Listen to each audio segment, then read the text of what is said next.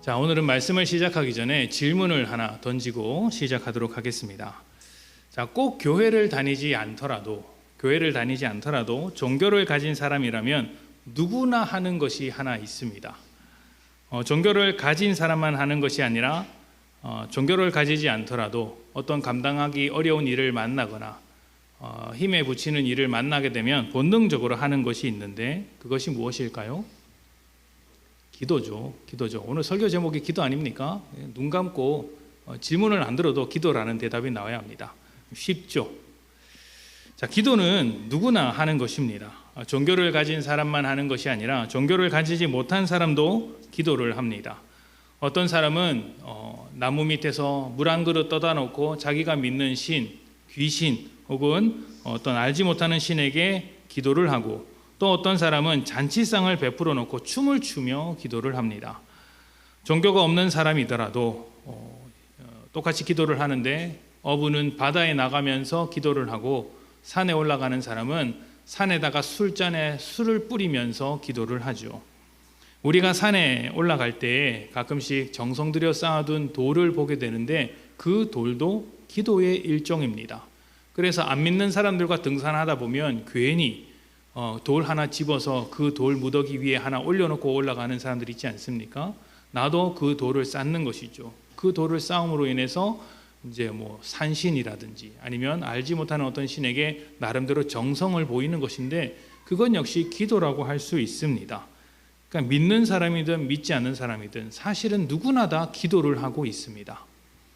자, 그렇다면 이게 진짜 질문이에요. 이렇게 수많은 사람들이 기도를 하고 있는데 기도를 잘한다는 것은 어떤 것일까요? 어떻게 기도하는 것이 잘하는 기도이고, 잘하는 기도가 되려면 무엇을 해야 할까요? 이게 오늘의 진짜 질문입니다. 남들이 따라할 수 없는 열심으로 기도를 하면 그 기도가 잘하는 기도일까요? 다른 사람들은 의자에 앉아서 편하게 기도하는데 나는 그래도 무릎을 꿇고 기도한다라고 하면 잘하는 기도일까요? 누구는 세끼 밥을 다 먹고 간식까지 먹으면서 기도하는데 나는 금식으로 기도한다. 그러면 그것이 잘하는 기도입니까?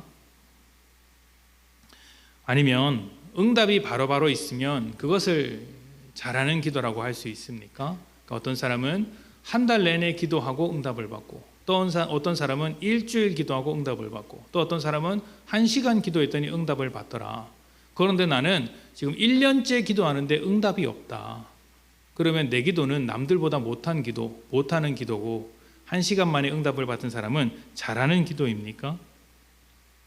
자, 과연 잘하는 기도란 어떤 기도일까요? 어떻게 기도를 더 잘할 수 있을까요? 오늘은 어떻게 더 잘할 수 있을까 두 번째 시간으로서 기도에 대한 이야기를 나눕니다. 잘하는 기도가 무엇인지에 대한 질문을 생각하면서 오늘 말씀을 나누면 우리가 기도에 대해서 조금 더 분명한 생각을 가질 수 있지 않을까 생각을 해봅니다. 이 말씀을 통해 기도를 더 잘하는 복된 여러분들이 되시기를 축복합니다. 자, 시작하면서 우리가 말씀을 아주 길게 읽었는데 이 말씀의 내용을 정리하면 이렇습니다. 예수님께서 베드로와 야고보와 요한 이 세 명의 제자를 데리고 산에 올라가셨습니다. 그리고 그곳에서 이 세상에서 찾아볼 수 없는 아주 영광스러운 모습으로 변화되셨고 그 모습을 제자들에게 보여주셨죠. 그리고 다시 산에 내려왔습니다. 영광스러운 자리에서 떠나 이 현실 세상 밑으로 내려온 것이죠. 그때 세 명의 제자 외에 남아있는 제자들과 서기관들이 군중들에 둘러싸여서 변론을 벌이고 있는 것입니다. 논쟁하고 있었던 것이죠. 말싸움이 일어났습니다. 알고 보니 어떤 한 아버지가 귀신 들린 아들을 데리고 왔는데 제자들이 고쳐내지 못했던 것입니다. 아마 제자들이 과거에 귀신을 쫓아낸 경험이 있었기 때문에 그 소식을 들은, 예수님의 소식을 듣고 제자들의 소식을 들은 아버지가 그 소문을 듣고 자기 아들을 고치고자 찾아온 것 같습니다. 문제는 그때는 고쳤는데 지금은 못 고치고 있다라는 것이죠. 그래서 이 문제로 인해 서기관과 논쟁이 펼쳐졌습니다. 논쟁의 주제는 정확하게 나오지 않지만 추측하기로는 귀신을 쫓아내지 못한 제자들이 가짜다. 제자들이 전하고 있는 그 진리도 가짜고 제자들이 따르고 있는 스승 예수도 가짜다. 이런 주제로 논쟁하지 않았을까 생각을 해봅니다. 왜냐하면 다른 말씀에서 예수님께서 귀신을 쫓아내셨을 때 사람들이 바리새인이나 서기관들이 예수님을 향해서 바알세불의 힘입어서 바알세불의 능력으로 사단의 능력으로 귀신을 쫓아낸 것이다 이렇게 주장한 적이 있었기 때문이죠. 하물며 귀신을 쫓아냈는데도 그렇게 말했으면 귀신을 쫓아내지 못하고 실패한 그 자리에서는 얼마나 강하게 공격을 했겠습니까? 그러니까 제자들도 가짜고 제자들이 전하고 있는 복음의 소식도 가짜고 그 복음의 주인공인 예수도 가짜다. 이런 적대적인 마음을 가지고 논쟁을 벌인 것이라고 추측을 해봅니다. 어찌되었든 이렇게 소란스러운 자리에 예수님께서 짠 등장을 하신 것이죠. 자, 본격적인 이야기는 예수님이 말씀을 시작하신 것으로부터 출발합니다. 예수님은 모여있는 제자들과 서기관들 그리고 군중들을 향해서 믿음이 없는 세대여 이렇게 말씀을 하셨습니다. 믿음이 없는 세대여라고 했는데 다른 본문을 보면 믿음이 없는 이 패역한 세대여라고 좀 강하게 이야기를 하셨어요. 그리고 나서 아이를 데리고 오라고 말씀을 하십니다. 아이를 데리고 오라는 것은 무슨 말씀이십니까? 그 아이를 고쳐주겠다는 것이죠. 그때 아이의 아버지가 이렇게 말합니다. 무엇을 하실 수 있거든 우리를 도와주소서. 뭐라도 할 수 있는 게 있다면 우리를 도와주소서. 자, 그런데 여러분 눈치채셨겠지만 이 말은 순순히 도움을 구하는 모습이 아닙니다. 그런 태도로 간절함을 담아서 말하는 것이 아니라 약간의 무시와 조롱이 들어간 말입니다. 이런 뉘앙스예요. 당신의 제자들도 아무것도 하지 못했는데 당신이라고 해서 뾰족한 수가 있겠는가? 그래도 뭐라도 제자들과 다른 게 있다면 뭐라도 조금 나은 게 있다면 할 수 있다면 그래 한번 좀 내게 해다오. 나 정말 급하다. 이런 뉘앙스인 거예요. 그러니까 이제 약간의 무시와 조롱이 들어간 것이죠. 물론 이제 아들을 살리고 싶은 간절한 마음이 있기 때문에 진짜 대놓고 그렇게 조롱하진 않았을 것입니다. 다만 어느 정도 자포자기한 심정으로 제자들에게 한번 낙심했기 때문에 그 낙심을 바탕으로 예수님께 나와왔습니다. 할 수 있으면 한번 해다오. 제발 좀 해다오. 이렇게 말을 하는 것이죠. 그 예수님께서 뭐라고 하십니까? 할 수 있거든이 무슨 말이냐.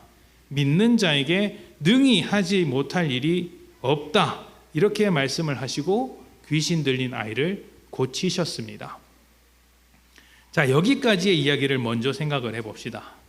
예수님께서 믿는 자에게 능히 하지 못할 일이 없다고 말씀을 하셨고 실제로 아이를 고치셨습니다. 다시 말하면 믿음으로 아이를 고치셨다는 말이 되겠죠.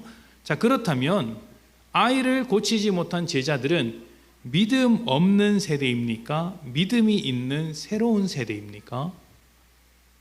제자들은 믿음이 없는 것입니까? 믿음이 있는 것입니까? 믿음이 없는 것입니다. 자, 아이의 아버지는 믿음이 없는 세대입니까? 믿음이 있는 세대입니까? 아버지도 믿음이 없는 세대에 속한 사람입니다. 왜냐하면 아까 말씀드린 대로 할 수 있거든 이렇게 말을 했기 때문입니다. 예수님께서 그 말을 들으시고 할 수 있거든이 무슨 말이냐라고 하신 진짜 의미에 대해서 제가 참고한 주석에는 이렇게 설명을 해두었습니다. 참 잘 설명을 해두었다고 하는데 그 문장을 그대로 읽어드리겠습니다. 믿음을 가진 사람은 하나님의 능력에 한계를 두지 않는다. 할 수 있거든이 무슨 말이냐? 이 말의 진의가 뭐냐면 믿음을 가진 사람은 하나님의 능력에 한계를 두지 않는다. 고로 한계가 없는 하나님의 능력을 신뢰하지 못하니 할 수 있으면이라는 단서를 달게 되는 것이죠. 이게 어떤 의미냐면 귀신을 쫓아내는 것은 누가 하는 일입니까? 하나님께서 하시는 일입니다. 그런데 사람들은 대부분 믿음으로 내가 하는 일이라고 생각을 하는 거예요. 믿음을 잘못 이해하고 있는 것입니다. 내가 열심히 믿으면, 내가 대단한 믿음을 가지면 어떤 역사가 일어나는 것으로 생각을 합니다. 그러니까 믿음이 어떤 역사를 이루는 조건이 되어서 나에게 필요하다. 내가 믿음을 가지고 있느냐, 가지고 없느냐, 확실히 믿느냐, 덜 확실히 믿느냐, 이런 것을 가지고 조건을 따지고 있는 것이죠. 그런데 그게 아니라 여기서 말하고 있는 믿음, 그리고 성경이 말하고 있는 거의 대부분의 믿음은 관계입니다. 관계예요. 하나님을 누구로 생각하느냐 하는 것입니다. 하나님을 하나님으로서 인정하고 있느냐, 하나님을 진정 내 삶의 주인으로 고백하고 있느냐, 하나님이 너의 하나님이 맞느냐, 너의 아버지가 맞느냐, 너는 하나님께 속한 사람이냐, 이런 것들을 묻고 있는 것입니다. 하나님이 정말 나의 하나님이시고 하나님을 하나님답게 대접하고 있다면 어떻게 하나님의 능력에 한계를 두고 있느냐는 것입니다. 하나님이 정말 창조주시고 우리를 사랑하시며 우리에게 은혜를 베푸시는 하나님이심을 믿는다면 어떻게 하나님의 한계, 하나님의 능력에 한계를 두고 그렇게 할 수 있거든이라는 말이 나오겠느냐, 이런 의미라는 것이죠. 예수님이 오시기 전까지 그 어떤 사람도 믿음의 세대가 아니었습니다. 모두 믿음 없는 세대입니다. 말씀드렸던 제자들도 그렇고 이 아버지도 그렇습니다. 믿음 없는 세대, 다시 말하면 죄의 세대라는 것이죠. 이것은 이스라엘 백성 전체가 마찬가지입니다. 이스라엘 백성들이 하나님을 믿었을까요? 이스라엘 백성들이 하나님을 믿었습니까? 구약 성경이 강조하는 바는 하나님을 믿었으나 하나님을 믿지 않았다는 것입니다. 하나님을 믿었는데 하나님을 믿지 않은 것이 구약 성경의 결론입니다. 하나님의 존재는 인정을 합니다. 자신들을 하나님의 백성이라고 말은 합니다. 그런데 하나님을 하나님으로서 인정은 안 하는 거예요. 모든 일에 자기가 결정하며 자기가 기준이었고 자기 뜻이 우선이었습니다.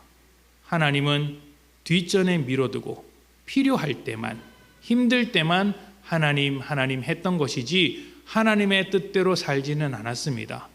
그래서 무엇이 계속 나옵니까? 이스라엘 역사 전체 가운데 우상 숭배가 끊이지 않는 거예요.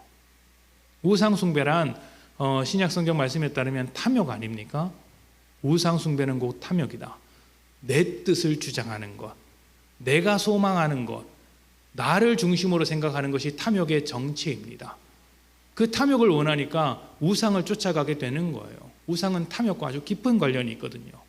그러니까 하나님을 주장하지 않고 하나님이 하나님의 자리에 계시지 않으면 사람은 언제나 탐욕으로 인해 우상을 섬길 수밖에 없습니다. 이스라엘 백성이 지금 그 모습을 보여주었던 것이고, 그러한 세대를 믿음 없는 세대, 하나님을 하나님답게 생각하지 않는 세대라고 말하고 있는 것이죠. 믿음이라는 것은 우리가 하나님께 소속된 자라는 것을 보여주는 것입니다.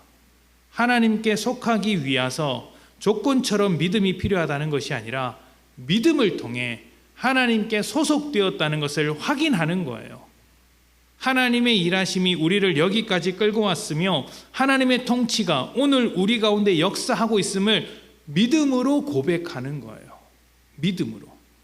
그래서 이 대화가, 하나님을 하나님께답게 생각하는 이 믿음의 대화가 기도라는 주제로 흘러가게 되어 있는 것입니다. 자, 제자들은 고치지 못했습니다. 그런데 예수님께서 고치셨죠. 제자들의 입장에서 좀 민망하고 머쓱하지 않겠습니까?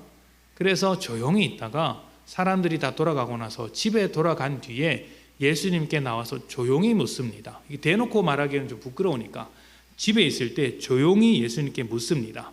우리는 어찌하여 귀신을 쫓아내지 못했습니까? 예수님께서 뭐라고 말하죠?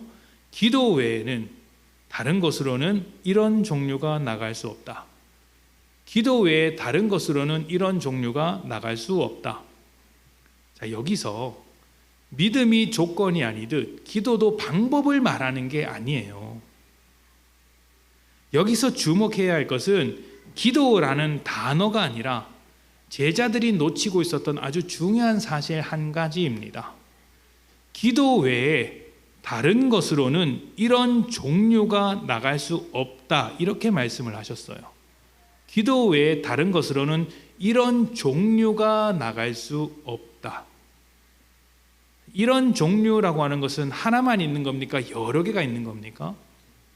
여러 개가 있죠.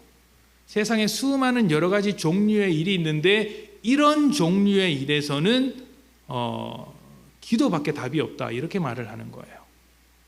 자, 그럼 다른 번역에는 어떻게 소개되어 있는지 보겠습니다. 똑같은 말씀인데 세 가지 번역을 제가 읽어드리겠습니다.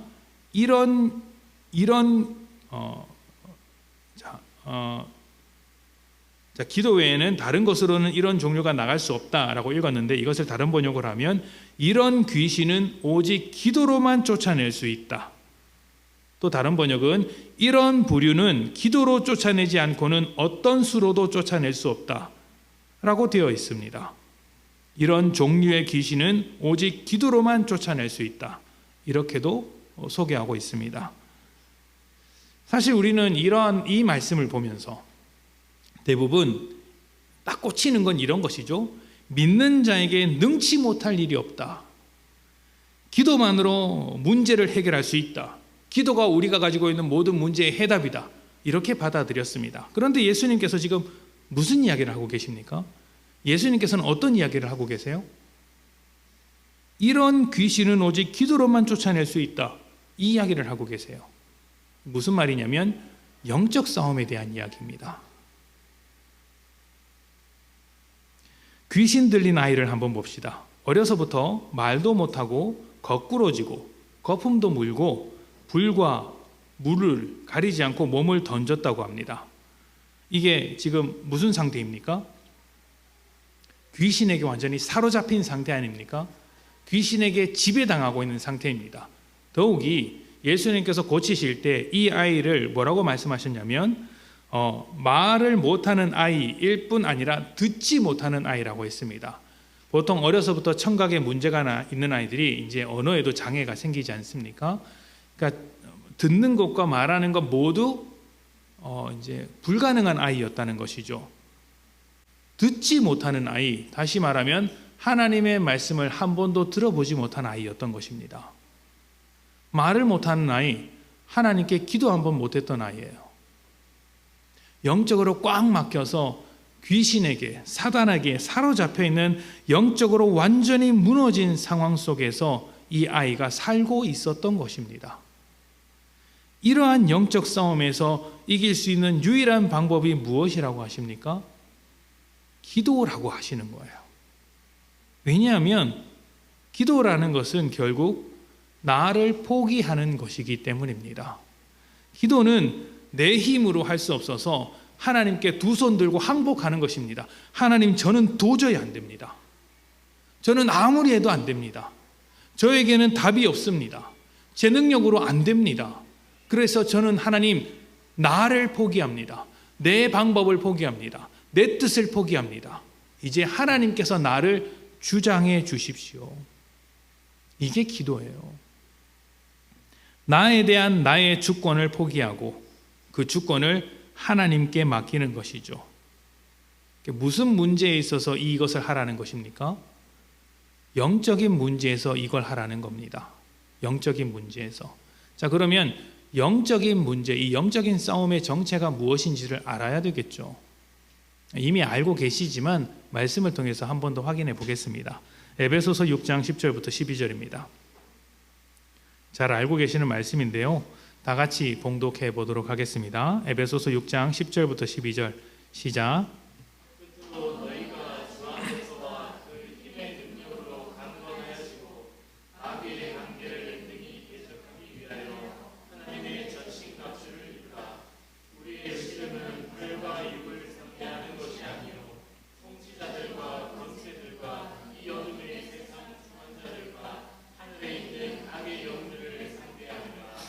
아멘.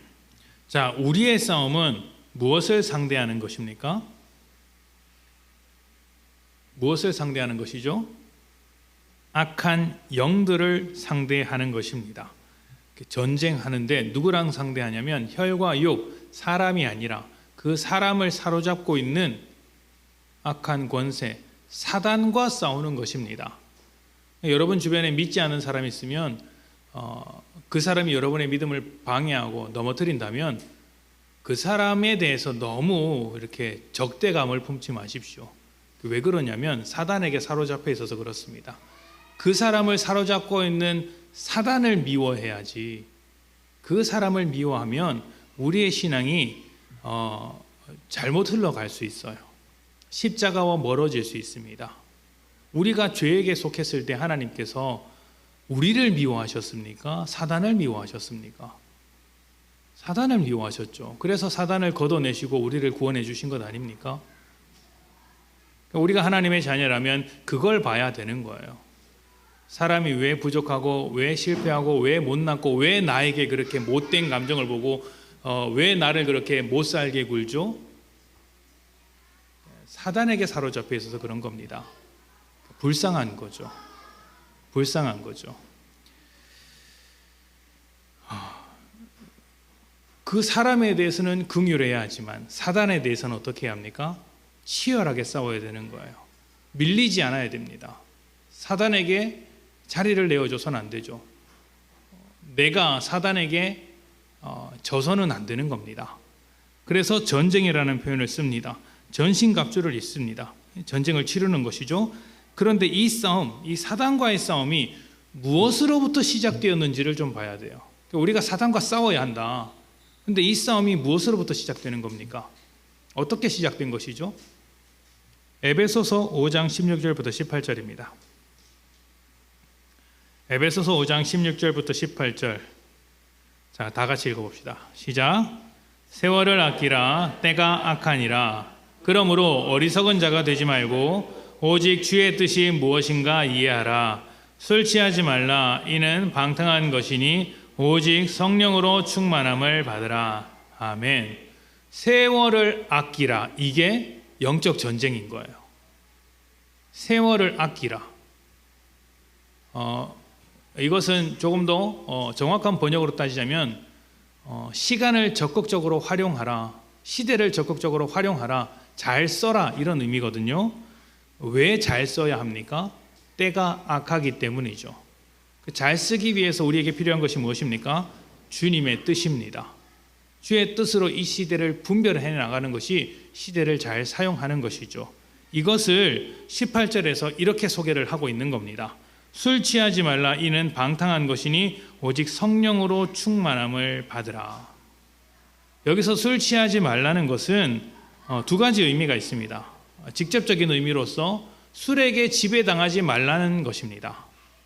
술에게 지배를 당하는 순간 하나님의 뜻대로 살아갈 수 있습니까? 살아가지 못합니까? 못합니다. 못합니다. 그러니까 술 취하지 말라, 술에게 지배를 당하지 말라 이렇게 이야기하는 것이죠.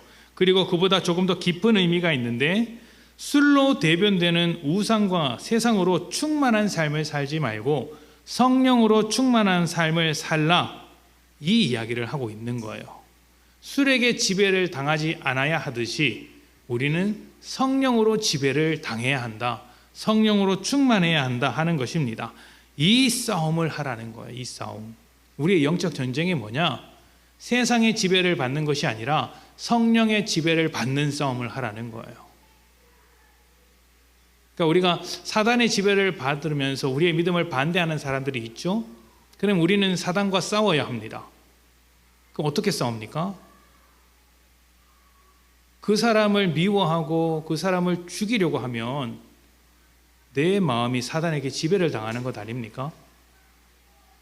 그렇지 않습니까? 그럼 어떻게 해야 돼요? 성령의 지배를 받는 것이죠. 주님의 지배를 받는 것이죠. 십자가를 지는 겁니다. 내 믿음은 그대로 지키면서 그 박해를 묵묵히 견디는 거예요. 견디면서도 내 믿음을 포기하지 않는 것이죠. 내 선함을 포기하지 않는 것입니다. 그게 선으로 악을 이기는 거예요. 악을 악으로 갚지 않는 것입니다. 이 싸움을 영적 전쟁으로서 하라는 것이죠. 사단에게 지배를 받지 마라.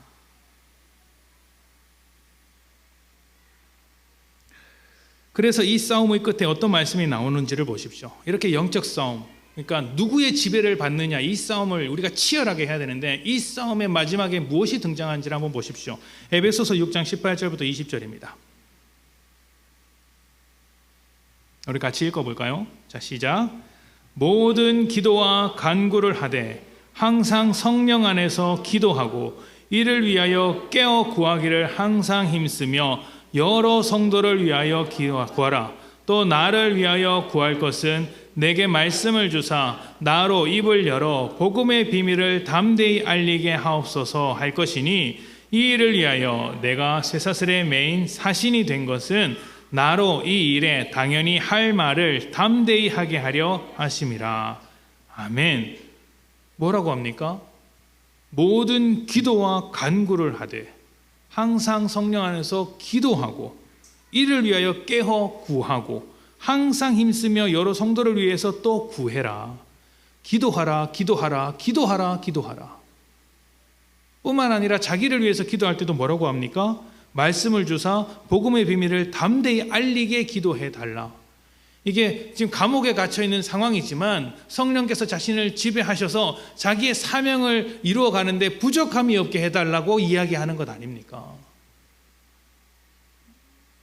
그러니까 항상 하나님의 다스림을 받을 수 있도록 기도하라. 또 그것을 위해서 나를 위해 기도하라. 서로를 위해, 성도들을 위해 기도하라. 이렇게 말을 하고 있는 거예요. 성령으로 충만한 삶, 하나님의 자녀됨을 지키는 이 싸움이 기도로 마무리되는 것은 이 싸움이야말로 하나님의 능력이 아니고서는 할 수 없는 싸움이기 때문입니다. 영적인 문제를 어렵게 생각하실 필요가 전혀 없습니다. 영적 싸움이라는 것은 누구 아래서 살아가는가 하는 문제입니다. 하나님 아래서 살아가기 위해 나를 죽이고 하나님의 뜻을 날마다 새기며 살아가는 것, 이것이 우리가 해야 할 기도의 모든 것이자 기도의 정체인 거예요. 우리가 읽은 마가복음은 이 말씀, 본문에는 이것을 사단의 통치로부터 벗어나 기도하는 것으로 소개하고 있고, 또 에베소서에는 혈과 육이 아닌 공중권세 잡은 자와 벌이는 영적 싸움에서 전신갑주를 입고 하나님께 기도하는 것으로 소개하고 있습니다.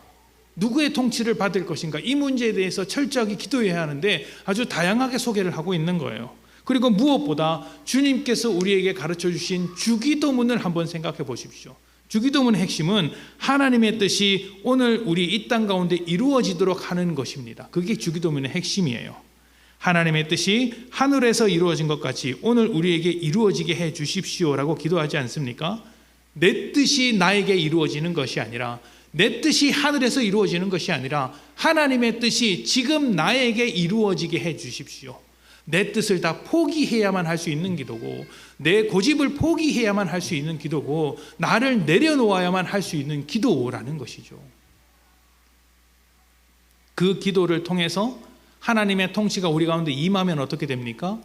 일용할 양식이 생기고 삶의 현실적인 문제들이 해결되고, 또 우리가 우리에게 죄를 지은 것, 서로의 갈등이 해결되며, 또 나아가 시험에 들지 않는, 그러니까 사단과의 관계도 승리할 수 있게 된다라는 것이죠. 가장 핵심이 무엇입니까? 내가 죄의 통치를 받고 있느냐, 하나님의 통치를 받고 있느냐, 하나님의 통치를 받기 위해서 날마다 기도하고 있느냐, 이 문제 아닙니까?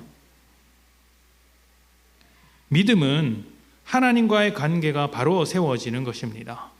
하나님을 하나님으로 인정하고 그분을 나의 하나님, 나의 주인으로 고백하며 믿는 것입니다. 그리고 기도는 나의 주인 되신 하나님의 통치를 받겠다는 내 자신에 대한 포기 선언이에요. 나는 나를 포기했다. 나는 내 방법을 포기했다. 나는 내 힘과 능력을 포기했다. 내가 옳다고 생각하는 것을 포기했다. 하나님을 따르겠다. 이게 기도인 것입니다. 내 힘으로 안 된다는 것을 알았으니 포기하겠습니다. 이제 하나님의 뜻을 주소서. 이렇게 하는 게 기도예요.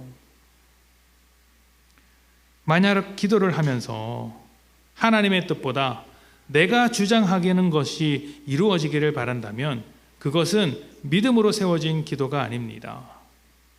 뭐 어떤 기도겠어요? 정욕으로 하는 기도입니다. 정욕으로 하는 기도라서 이루어지지 않는 거예요. 믿음은 하나님을 하나님으로 인정하는 것인데 내 뜻을 위해서만 기도한다면 하나님이 더 이상 나에게 하나님이겠습니까? 하나님의 뜻이 내 뜻보다 못하고 하나님이 내 뜻을 이루는 도구나 종, 노예에 불과한 것이지 하나님이 내 아버지 되신 하나님은 아닌 거예요. 여러분이 소명을 따르고 하나님 앞에 헌신된 삶을 살고 싶습니까? 하나님께서 인정하실 만한 가치 있는 삶을 살고 싶으십니까? 그러면 여러분 자신을 포기하십시오. 죄인 아닙니까?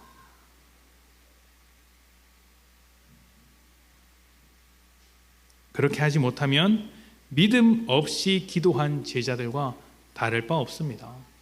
정욕으로 하는 기도에 불과한 것이죠.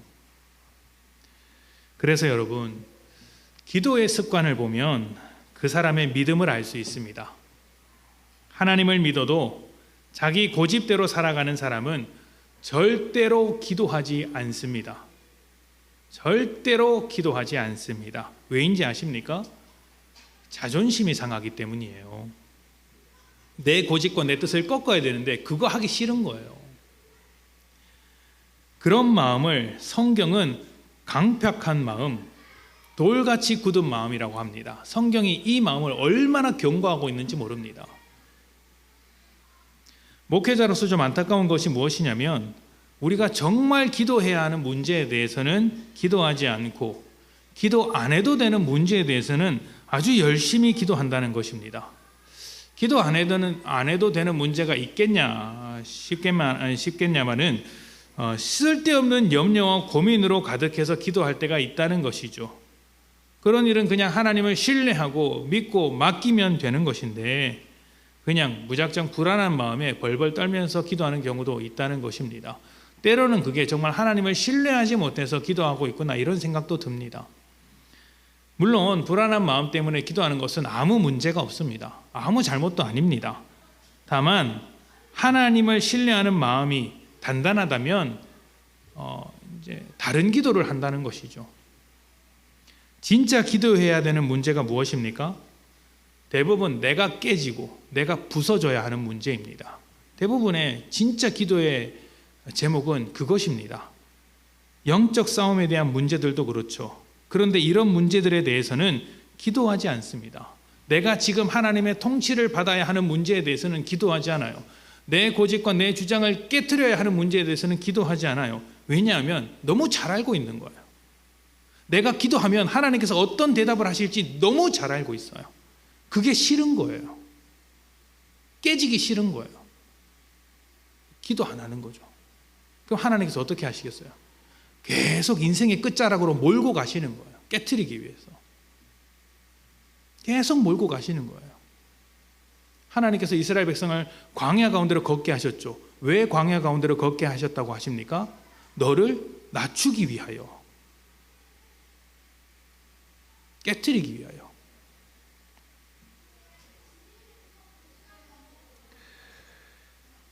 하나님께서 나를 깨트리실까 봐 아예 기도 안 하는 것.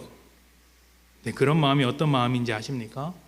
하나님을 하나님으로 인정하지 않는 마음이고 내가 하나님보다 높이 있는 마음입니다. 우상을 숭배하는 마음이죠. 기도하지 않는 것은 우상 숭배입니다.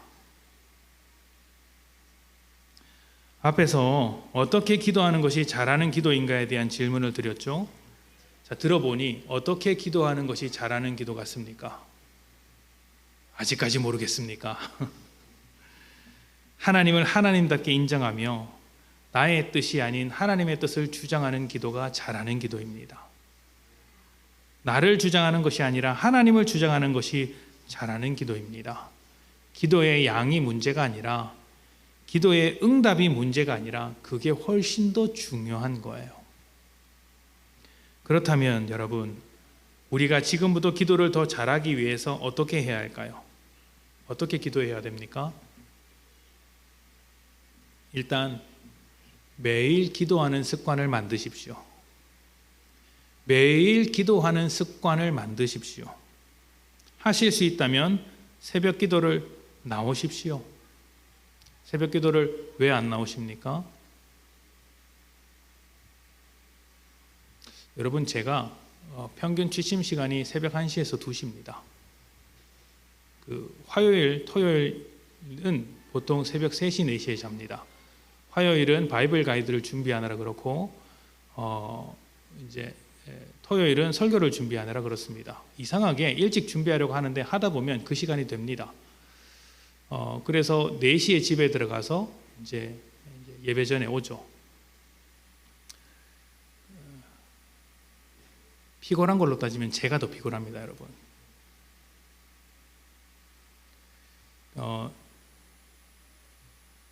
나오십시오. 물론 저는 이제 목사이기 때문에 이제 직업적인 면이 있기 때문에 잘 지키는 것도 있지만, 제가 아니더라도 우리 교회는 새벽 예배를 지키시는 분들이 계십니다. 지킬 마음이 있으면 지켜지는 겁니다. 새벽 예배를 내려놓지 않고 다른 것을 붙잡고 있기 때문에 못 나오는 것이겠죠. 새벽 예배는 아침 첫 시간, 주님께 기도로 시작하며 하루 전체를 드리는 시간입니다. 그러니까 나와서 기도함으로써 하나님께 내 삶을 드리고 나를 깨트리면서 하루를 시작하는 것이죠. 새벽 기도하는 사람이 어떻게 늦게 잘 수 있겠어요? 여러분, 늦게 안 자고 일찍 자면 무슨 일이 발생하는지 아십니까? 세상에 일어나는 일에 대해서 귀를 닫게 됩니다. 왜냐하면 여러분 집에 들어가서 하는 일이 뭐예요? 맘카페 보고 유튜브 보고 세상에 일어난 수많은 재미있는 뉴스들을 보지 않습니까? 그 세상의 소식에 대해서는 귀가 쫑긋하지만 하나님께 나오는 것에 대해서는 귀를 닫는 것이죠. 그런데 여러분, 세상에 대해서 귀를 닫고 살아도 아무 문제 없습니다. 물론 여러분, 아침에 일어날 때 힘든 분들이 있습니다. 제가 바짝 조였으니까 살짝 느슨하게 해드릴게요. 자, 힘든 분들이 있습니다. 일찍 출근하시는 분들도 있고 저녁 늦게 일하고 잠드시는 분들도 있죠. 저는 말씀드린 대로 목회자라서 새벽에 늦게 일어납니다. 그 덕에 못 나올 때도 한 1년에 한두 번 있습니다.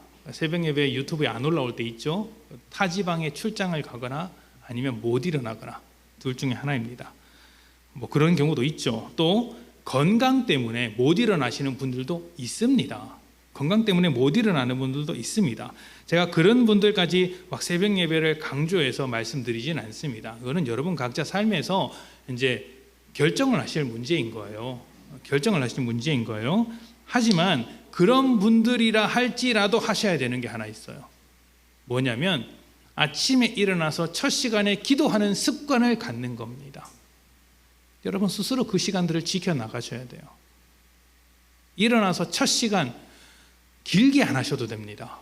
10분도 좋고요, 5분도 좋고요, 하물며 1분도 좋습니다. 다른 것 말고요, 눈을 딱 뜨는 순간 그때 기도하는 습관을 가지십시오. 눈을 딱 뜨는 순간 양치하지 마시고, 나는 양치하면서 기도합니다. 그거는 양치하는 거지 기도하는 게 아닙니다. 하나님, 하나님, 하나님, 그건 기도가 아니죠. 그건 그냥 양치하는 겁니다. 기도는 하나님께 드리는 시간을 개인적으로 갖는 것이고 나를 깨트려야 하는 거예요. 하나님, 오늘도 주님의 뜻대로 살아갈 수 있게 해주십시오 하는 것입니다. 양치하면서 기도할 수 있다면 여러분 휴대폰 보면서도 설교할 수 있어요. 그런 거 아닙니까? 제가 여기다가 영상 틀고 영화 보면서 이렇게 설교할 수 있죠. 원고만 읽어 나가면 되니까. 그러면 여러분들이 그걸 설교라고 하겠습니까?